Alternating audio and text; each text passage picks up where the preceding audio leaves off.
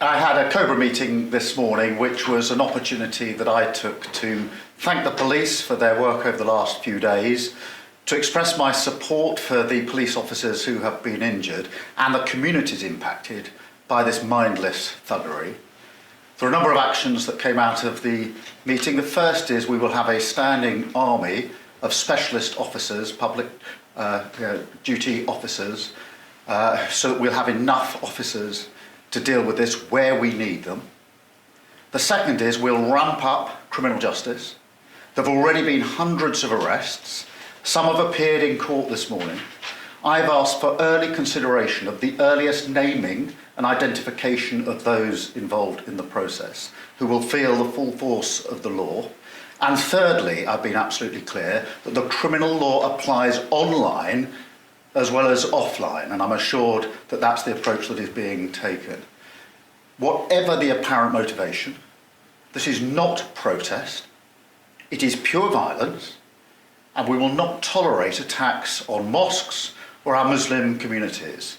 So the full force of the law will be visited on all those who are identified as having taken part in these activities. In relation to the police, I'm absolutely clear that we will have the officers we need, where we need them, to deal with this disorder. And that is why the standing army has been set up, specialist officers ready to be deployed to support communities. On the question of prisons, firstly, we're monitoring it on a daily basis. I'm appalled that we've been put in this position by the previous government, that is even a discussion, it's even a question that you have to ask me. But we will make this work and ensure that we've got the places that are needed to bring the perpetrators swiftly to justice. So on both those fronts, I'm confident that we can absolutely make sure that those engaged in this activity do feel the full force of the law. My focus is on ensuring that we've got the right people carrying out their duties to ensure that our streets are safe.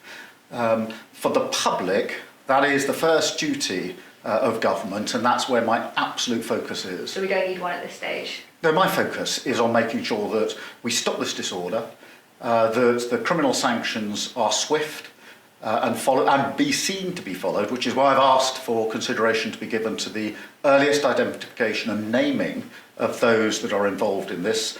Many have been arrested, some have been charged, some of them are in court now. We're entitled to know who they are so they can be identified at the first opportunity.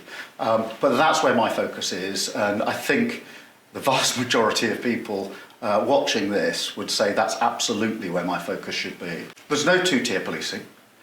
There is policing without fear or favour, exactly as it should be, exactly what I would expect and require.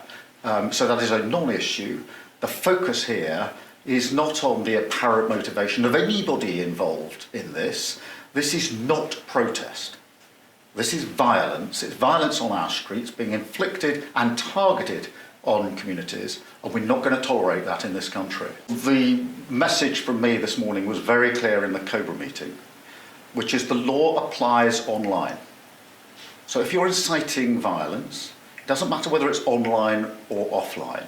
And therefore, I expect, just as in relation to those that are directly participating on the streets, for there to be arrests and charging and prosecution. Equally, anyone who has been found to have committed a criminal offence online can expect the same response.